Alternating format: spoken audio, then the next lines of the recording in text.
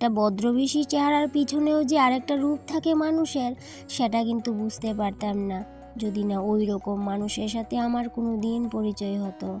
সবাইকে বলছি না গো, কিছু কিছু মানুষের কথা বলছি। সবাই আবার ভাববে না যে সবাইকে বলছি। যাকগে, যাই হোক, সকাল সকাল আর এইসব কথা বলে মুড অফ করতে চাই না। পরে একদিন শেয়ার করব তোমাদের সাথে ঠিক কী হয়েছিল আমার সাথে, আর কেনই বা আমি এই কথাগুলো বললাম। আর কারো থেকে শিখে কিন্তু এই কথাগুলো আমি বলছি না, নিজের সাথে ঘটেছে বলেই বলছি। আর এই কথাগুলো তোমাদের সাথে আমি অন্য একদিন অন্য একটা ব্লগে অবশ্যই শেয়ার করবো। তো আজকে না সকাল সকাল ঘুম থেকে উঠে গেছি গা, কারণ আজকে হইলো বৃহস্পতিবার। আর বৃহস্পতিবারে না আমার অনেক কাজ থাকে, তার লেগে একটু যদি সকাল করে না উঠি ঘুম থেকে, তাহলে কিন্তু কোনো কাজই আমি কমপ্লিট করতে পারি না ওই সময়ের মধ্যে। আর বৃহস্পতিবারে কিন্তু 12টার মধ্যে পূজার দেওয়ার আমার একটা প্ল্যান থাকে। আর অন্য দিন কিন্তু অনেক সময় কি হয়, 12টার মধ্যে আমি পূজাটা দিতে পারি না অন্য কাজ সাইরা। তো আজকে বৃহস্পতিবার যেহেতু সকাল সকাল উঠছি, কারণ যদি সকাল সকাল সব কাজ গুছায় কইরা লাই সিরিয়াল মাফিক, তাইলে কিন্তু এই যে সময়ের মধ্যে আমি পূজাটাও দিতে পারবো, রান্না বান্না সমস্ত কিছুই করে নিতে পারবো। আর এদিকে দেখো সকালবেলায় যে সূর্যদেবের নমস্কার করে রাস্তাতে আইলাম, এই দেখো রাস্তার মধ্যে কোনো মানুষ নেই, এত ঠান্ডার মধ্যে কোনো মানুষ নাই, রাস্তাটা একদম ফাঁকা হয়ে রয়েছে। রাস্তাতে আইলাম, দেখলাম এক দুজন হাঁটতেছে আর একটা দুইটা গাড়ি যাইতেছে। তো সকালবেলা আগে কিন্তু আমিও হাঁটাত বাড়িতাম, কিন্তু এই যে কয়েকদিন ধরে আমিও হাঁটতে যাইতে পারতেছি না। ইচ্ছা করে কিন্তু এই যে হাঁটার যাইতাম, কিন্তু এত ঠান্ডার বয়ে আমার তো মানে ভয় লেগে যায় যে এত ঠান্ডার মধ্যে কত ড্রেস লাগাইতে লাগবে শীতের, আর এই ভয়ে না আমি হাঁটতেই যাই না। তো যাই হোক, বাড়িতে আয়া পড়ছি, ভাবলাম যে সময়ের মধ্যে সব কাজ যদি সকাল সকাল গুছাইয়া কইরা নিই, তাইলে কিন্তু সময়ের মধ্যে সব কাজ কমপ্লিট করে নিতে পারবো।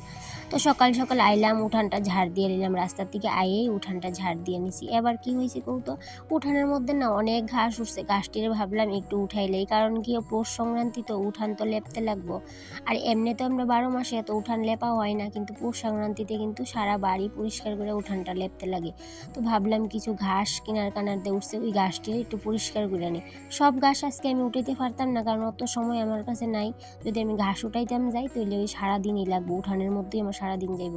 যেহেতু আমার সমস্ত কাজ আমার নিজে একলাই করতে লাগবো, নিজের হাতে, যেহেতু বাড়িতে কেউ নাই, একলাই সমস্ত কাজ করি, তার লিগে আজকে বেশি করতাম না, আজকে অল্প করুম আর বাকিটা কালকে করুম। তো ঠান্ডার মধ্যে এত সকালবেলা ঘুম থেকে উঠা বাড়ির সমস্ত কাজ কইরা নিজের যেমন মনে হইতাছে কি পাকা গৃহিণী হয়ে গেছি গা।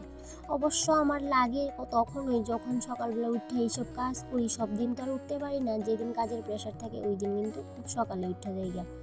আর এত ঠান্ডার মধ্যে ঘুম থেকে উঠে সমস্ত কাজ করাও কিন্তু একটা যুদ্ধের থেকে কম না। তো যাই হোক, যুদ্ধ তো করতেই লাগবে যেহেতু গৃহিণী হয়েছি।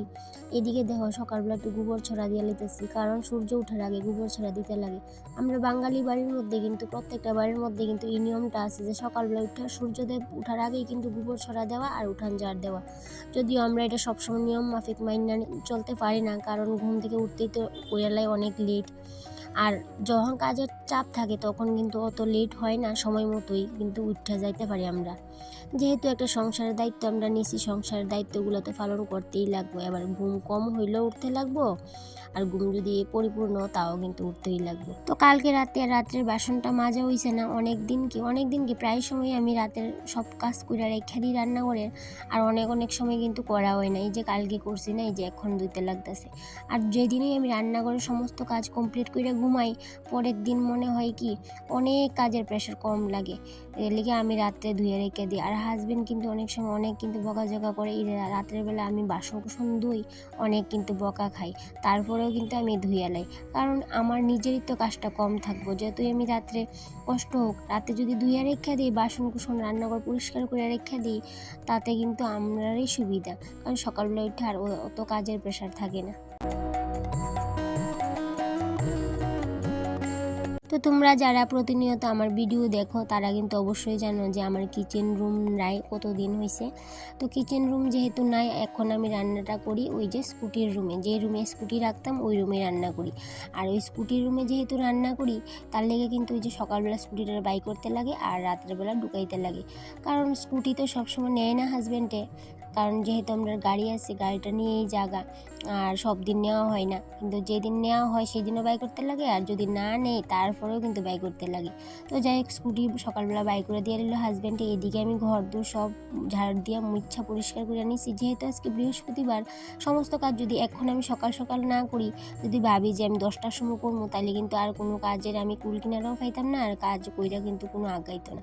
তো তাই জন্য কিন্তু যে বৃহস্পতিবারে, প্রত্যেক বৃহস্পতিবারে আমি ঘুম থেকে অনেকটাই তাড়াতাড়ি উঠে সে সমস্ত কাজ কইরা নিই। তো কাজগুলো সাইরা ছেলের হরলিক্সটা শেষ হয়ে গেছিল গা, ওইটা কৌটার মধ্যে ভইরা নিছি, আর তার সাথে ছেলের টিফিনটাও রেডি করে এলাম এখন, কারণ ছেলে উঠে গেছে গা ঘুম থেকে, মুখ ধুয়ে নিছে, আর মুখ ধুয়ে ঠাকুরও জাগায় নিছে, কারণ সকালবেলা ঠাকুর জাগানোর কাজটা ছেলেই করে। যেহেতু আমরা বাইরে করে যাই, আমি আর ওই ঠাকুর করে সকাল সকাল যাই না, একবারে স্নান করেই ঠাকুর করে যাই।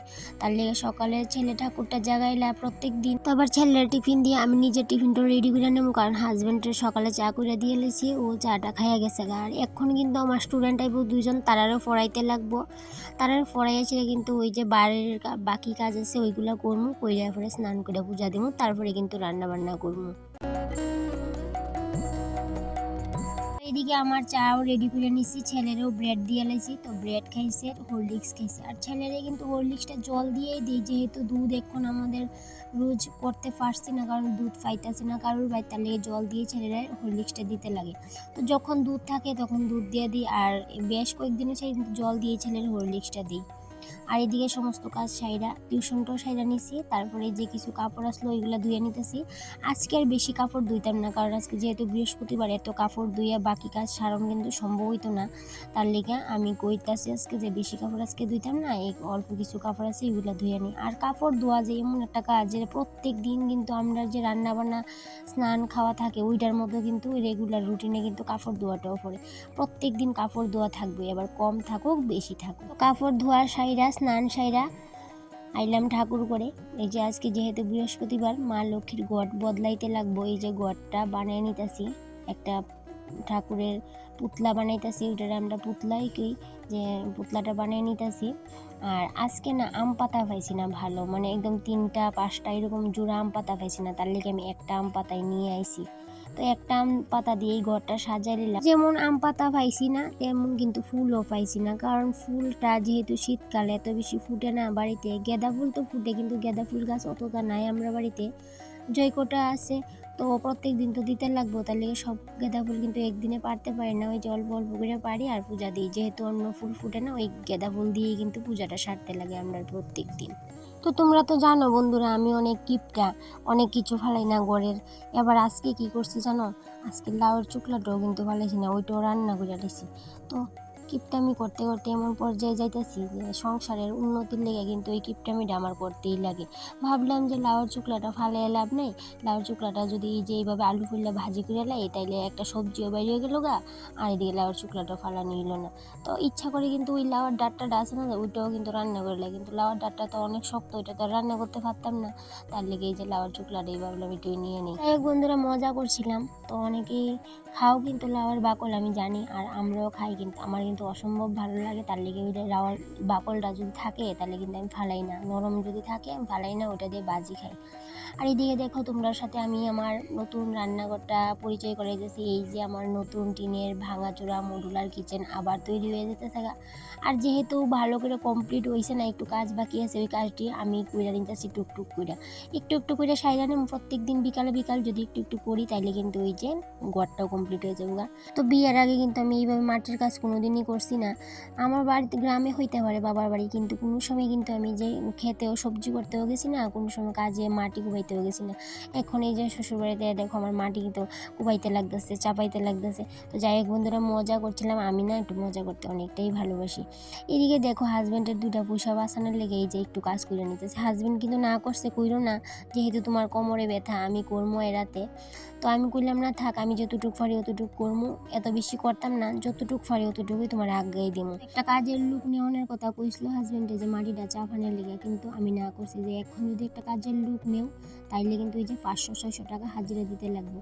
দরকার নাই আর একটা লোক করে আইতো না, 2 জন রাখতে লাগবে, যে 500-500 1000 টাকা যাবো একদিনে।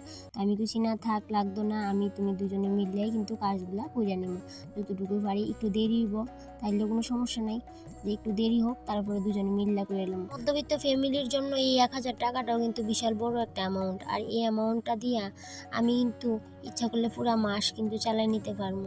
হয়তো একটু কষ্ট হইব, কিন্তু 1000 টাকা দিয়ে আমি পুরা মাস চালাইতে পারবো। আর এইভাবে বুদ্ধি করে চলি দেখেই এত কম টাকারও সুন্দর করে সংসারটা চালাইতে পারি।